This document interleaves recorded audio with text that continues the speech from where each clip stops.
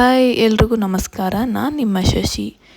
ನನ್ನ ಯೂಟ್ಯೂಬ್ ಚಾನಲ್ನ ಯಾರೆಲ್ಲ ಸಬ್ಸ್ಕ್ರೈಬ್ ಮಾಡಿಲ್ಲ ಪ್ಲೀಸ್ ಸಬ್ಸ್ಕ್ರೈಬ್ ಮಾಡಿ, ಲೈಕ್ ಮಾಡಿ ಹಾಗೂ ಶೇರ್ ಮಾಡಿ. ನಾನಿವತ್ತು 5 ನಿಮಿಷದಲ್ಲಿ ಹೇಗೆ ರೆಡಿ ಆಗ್ಬೋದು, ಅದು ಡೈಲಿ ಆಫೀಸ್ಗಾದರೂ ಆಗಿರ್ಬೋದು, ಮನೇಲಾದರೂ ಆಗಿರ್ಬೋದು, ಸಿಂಪಲ್ ಮೇಕಪ್ ಅಂತಲೇ ಹೇಳ್ಬೋದು. ಬನ್ನಿ ನೋಡೋಣ ಹೇಗೆ ಅಂತ. ನಾನಿಲ್ಲಿ ನಿವಿಯಾ ಮಾಯಿಶ್ಚರೈಸರ್ ಕ್ರೀಮ್ ಯೂಸ್ ಮಾಡ್ತಾಯಿದ್ದೀನಿ.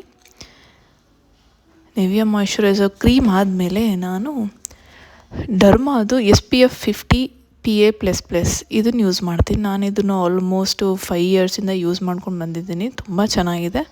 ಹಾಗೆ ಇದಾದಮೇಲೆ ನಾನು ಪಾಂಡ್ಸ್ ಬ್ರೈಟ್ ಬ್ಯೂಟಿ ಕ್ರೀಮ್ ಇದನ್ನು ಯೂಸ್ ಮಾಡ್ತಾಯಿದ್ದೀನಿ. ಇದನ್ನು ಅಷ್ಟೇ ನಾನು ಸುಮಾರು ಒಂದು 10 ಇಯರ್ಸಿಂದ ಯೂಸ್ ಮಾಡ್ಕೊಂಡು ಬಂದಿದ್ದೀನಿ. ಒಂದೇ ಕ್ರೀಮು ನಾನು ಚೇಂಜೇ ಮಾಡಿಲ್ಲ ಅದನ್ನು ನಾನು.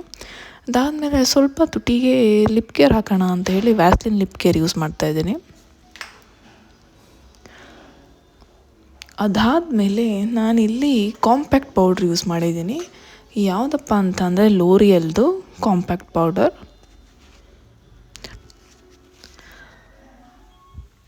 ಐಬ್ರೋ ಕರೆಕ್ಟರ್ ಯೂಸ್ ಮಾಡ್ತಾಯಿದ್ದೀನಿ. ಯಾವುದನ್ನು ಯೂಸ್ ಮಾಡ್ತಿದ್ದೀನಿ ಅಂತಂದರೆ ನಾನು ವೆಟ್ ಆ್ಯಂಡ್ ವೈಲ್ಡ್ದು ಐಬ್ರೋ ಎನ್ಹಾನ್ಸರ್ ಇದನ್ನು ಯೂಸ್ ಮಾಡ್ತಾಯಿದ್ದೀನಿ ಇಲ್ಲಿ.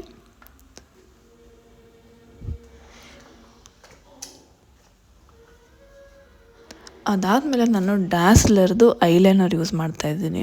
ನಾನು ಇದನ್ನು ಯೂಸ್ ಮಾಡೋದು ಡೈಲಿ ಹಾಕೋದ್ರಿಂದ ನನಗೆ ಯಾವುದೇ ರೀತಿ ಸೈಡ್ ಎಫೆಕ್ಟ್ ಆಗಿಲ್ಲ. ಪ್ಲಸ್ ನಾನು ಇದನ್ನು ತುಂಬ ವರ್ಷಗಳಿಂದ ಯೂಸ್ ಮಾಡ್ಕೊಂಡು ಬಂದಿದ್ದೀನಿ ಕೂಡ. ಸೊ ಇಲ್ಲಿ ನಾನು ಐಲೈನರ್ ಹಾಕಾಯಿತು. ಸೊ ಅದೇ ಐಲೈನರಿಂದ ಒಂದು ಚಿಕ್ಕದಾಗಿ ಎಣೆಬಿಟ್ಟು. ಅದಾದಮೇಲೆ ನಾನಿಲ್ಲಿ ಯೂಸ್ ಮಾಡ್ತಾಯಿದ್ದೀನಿ ಲಿಪ್ ಲೈನರು ಝುಡಿಯೋದು.